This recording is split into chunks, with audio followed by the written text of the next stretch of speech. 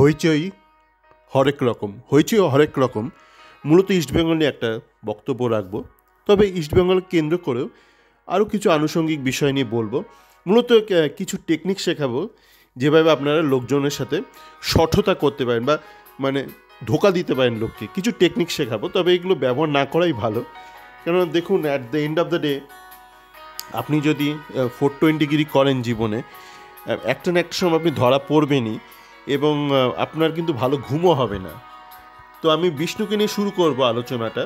তো তার আগে বলি যে এই ব্যাপারটা বলছি যে 420 ব্যাপারটা বা হইচই হরেক রকম, এটা কিন্তু বিভিন্ন স্তরে হয় সমাজে। এবং ভারত যেহেতু একটা পিছিয়ে থাকা একটা দেশ, একটা তৃতীয় বিশ্বের অন্তর্গত, তো ভারতের সাধারণ মানুষের মেধাটাও সেরকমই একটা খুবই নিম্নমানের, এবং তাদের মুরগি করা খুবই সহজ। এটা যে কোনো তৃতীয় বিশ্বের ক্ষেত্রেই প্রযোজ্য। যেমন দেখুন, এই যে আমরা দেখলাম যে এখনও হচ্ছে, এখন ব্যাপারটা একটু আস্তে আস্তে স্থিতি হয়ে আসছে, যে আমাদের পার্শ্ববর্তী দেশ নিয়ে একটা হইচই হলো, খুব ভীষণ হচ্ছে, বা এখন কমের দিকে অনেকটা। তো আপনি এটা না, এটা খুব একটা কমন টেকনিক, একটা পাবলিক ডিস্ট্র্যাকশন। মানে যে কোনো একটা ঘটনা ঘটে, আপনি বোঝার চেষ্টা করবেন যে এখান থেকে লাভবান কে বেশি হতে পারে। তো আপনি যেভাবে ঘটনাটা সূত্রপাত হলো, একটা অখ্যাত, কেউ নাম জানে না একজন সন্ন্যাসীকে নিয়ে শুরু হলো, মানে তাকে তৈরি করা হলো একটা ডিস্ট্র্যাকশন, এবং এপার ওপার সবাই খুব হইচইতে মত্ত হয়ে গেল। অবশ্যই ম্যাক্সিমাম মানুষ এটা কোলাটেরাল ড্যামেজ তারা না জেনেই করলো, কিন্তু আপনারা বোঝার চেষ্টা করুন যখন এই হইচইটা হলো তখন ঠিক কী ঘটনা হচ্ছিল ভারতে।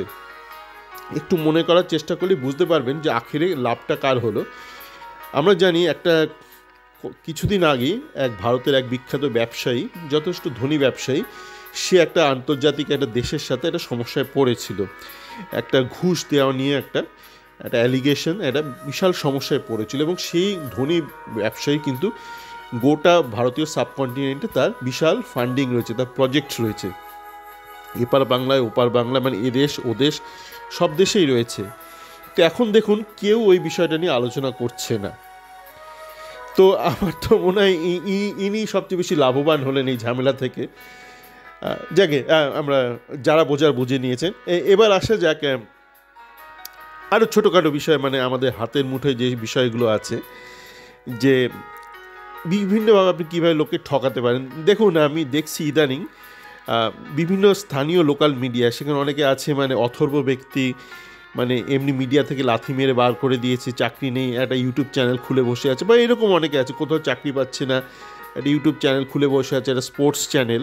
তো এরা অনেকে এখন দেখছি একটা অদ্ভুত একটা টেকনিকে বিষ্ণুর প্রমোশন করছে, মানে সেলস করছে। মানে আমরা দেখেছি না, বিভিন্নভাবে বিভিন্ন সেলস হয়, বাড়ি বাড়ি এসে বলে বিস্কিট নেবে, সাবান নেবে, লজেন্স নেবে, এরকম তো আছেই।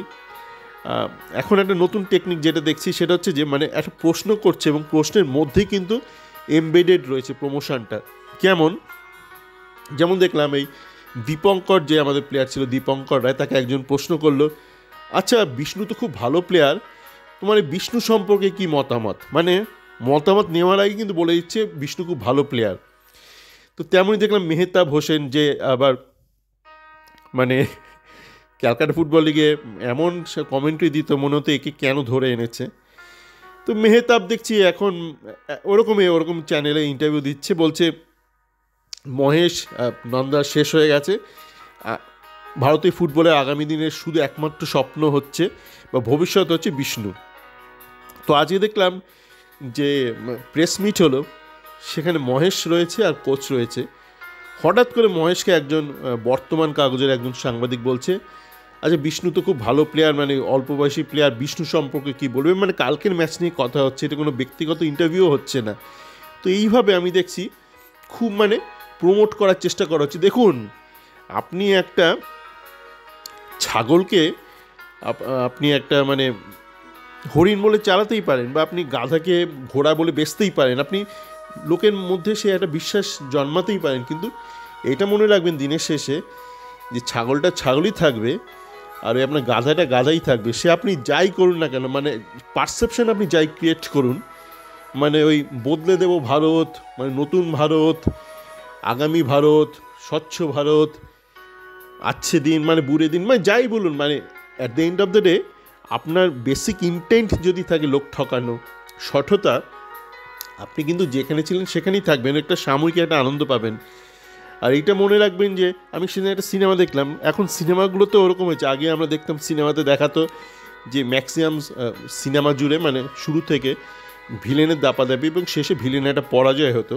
কিন্তু এখন এমন একটা সামাজিক অবক্ষয় হয়েছে যে আমরা লাস্টে দেখাচ্ছি যে খারাপ কাজ করছে, মন্দ কাজ, তার ট্রায়াম্প আমরা দেখাচ্ছি। আমরা দেখেছিলাম কিছুদিন আগে অ্যানিমেল বলে একটা মুভি হয়েছিল, তার আবার সিকুয়েলও আসবে কিছুদিন বাদে, সেটা একটা ওই পুরুষতান্ত্রিক একটা সিনেমা ছিল।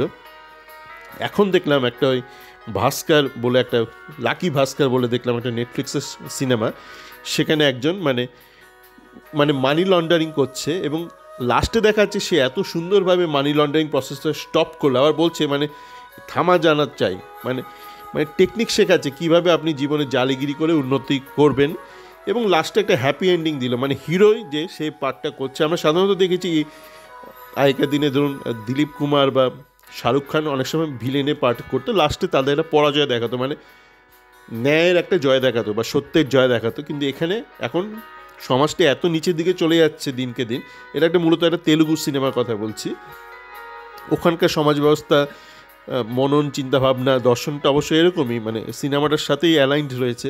তো এরকম দেখাচ্ছে লাস্টে মানে সে জালিগিরি করে, মানি লন্ডারিং করে, বিভিন্ন টেকনিক, নিনজা টেকনিক করে সে কিন্তু লাস্টে গিয়ে মানে আমেরিকাতে সেটেল করলো, একটা বিশাল হোটেল করে। আমরা কিন্তু কিছুদিন আগে দেখেছি ওই মানি হাইস্ট, যেটা স্প্যানিশ একটা ওয়েব সিরিজ, গোটা দুনিয়া জুড়ে সেটা পপুলার হয়েছে বিভিন্ন ভাষায়, সেখানেও কিন্তু লাস্টে দেখিয়েছে যে মাস্টার মাইন্ড যে করছে তার কিন্তু লাস্টে পতন হয়েছে।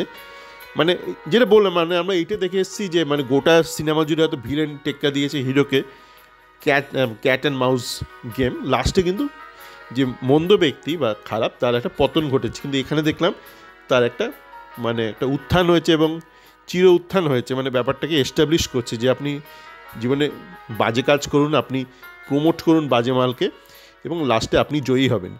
তো জয়ী হবে না, এগুলো সিনেমাতেই হয়। তো দেখা যাক, আমার এখন যা মনে হচ্ছে কুয়াদ্রাতের মতনই হয়তো হাল হবে আমাদের অস্কারের, যদি না সে মানে সজাগ হয়, মানে যদি না সে সততার পথে হাঁটে, যদি না সে দূরত্ব বজায় রাখে যত এই ধরনের অসামাজিক বা অনৈতিক এসব শক্তি আছে তার থেকে, যদি না সে নিজের একটা দূরত্ব বজায় রেখে কর্ম করে, তার পতন কিন্তু অনিবার্য। সকলে ভালো থাকবেন।